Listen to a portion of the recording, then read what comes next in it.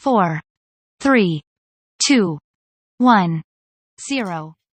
Start. In the judgment, it is seen that the Supreme Court held it is the distributor who can refer the matter to arbitration and not the respondent, and as such set aside the judgment of the High Court appointing the arbitrator. The issue before the Supreme Court was not with regard to whether there is any arbitration clause, but who can invoke the arbitration clause.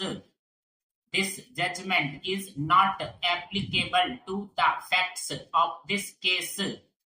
Having considered the judgments referred to by the learned counsel for the parties, this court is of the view that the issue in the case in hand is squarely covered by the judgment of the Supreme Court in the case of Intel Technical Services Private Limited, as followed in Everest 1 Elevator Guide Rail Manufacture Company Limited, in as much as from the perusal of Article 28 of the agreement, it is clear that the petitioner has an option either to get the disputes or claims or differences adjudicated through the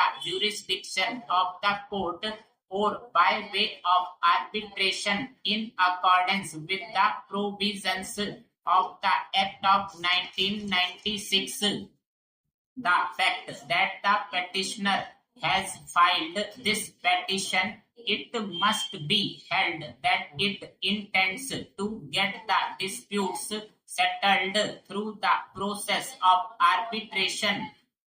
It is also not the case of the respondent. Either him or the petitioner had earlier invoked the jurisdiction of a civil court. I also find from subclause 2 of Article 28 the intention of the parties is to refer the disputes to the arbitrator with regard to any dispute concerning accounting matters, and one of the claims of the petitioner is of non-payment of management fees, which is an accounting issue. The objection raised by the learned counsel on the maintainability of the petition is liable to be rejected. The next issue which arises for consideration is whether the respondent has terminated the agreement during the lock-in period.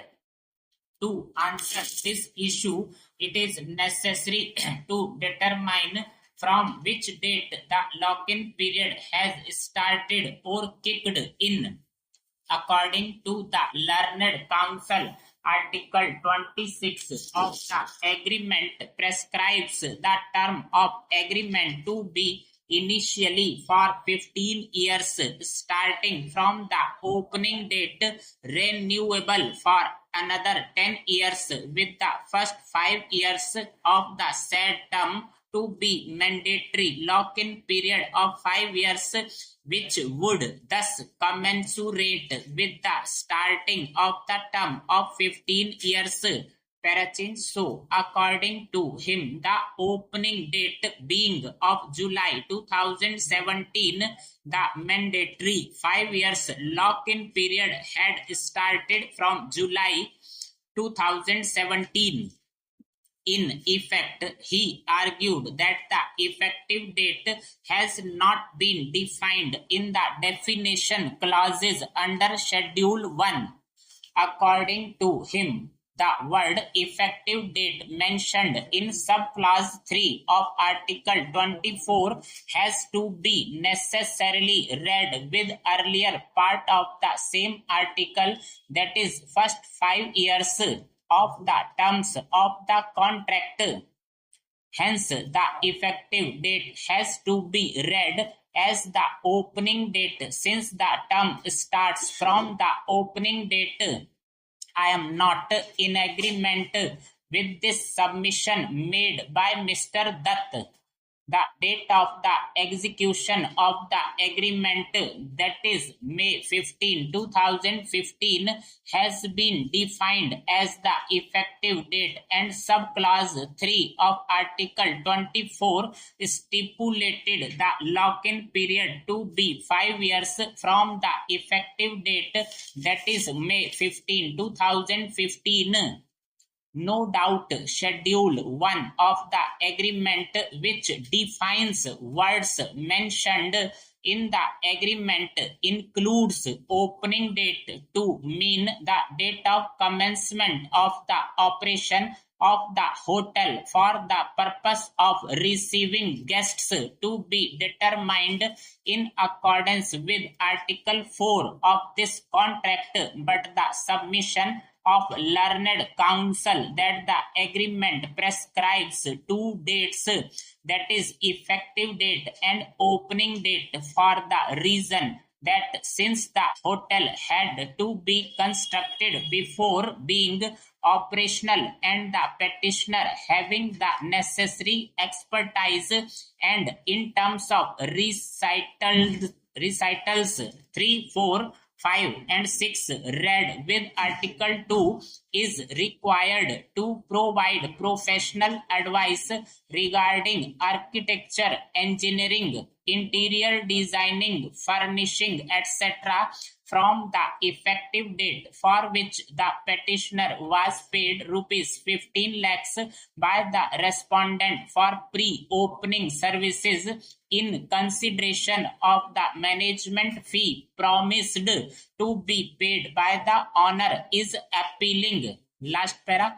In substance, the plea of learned counsel is as certain obligations have been imposed on the petitioner to be performed during the construction of the hotel, which started immediately and continued till the hotel became operational. The lock-in period was stipulated from the effective date. In fact, I find it is the case of the petitioner itself in para 19 of the petition that it had expended considerable time and resources in giving technical inputs, detailing and designing inputs, which the petitioner has acquired over a period of time towards the construction and execution of works in the hotel.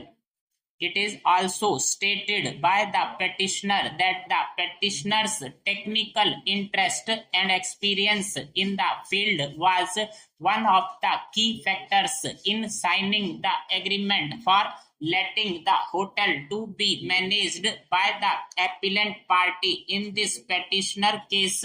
Thank you.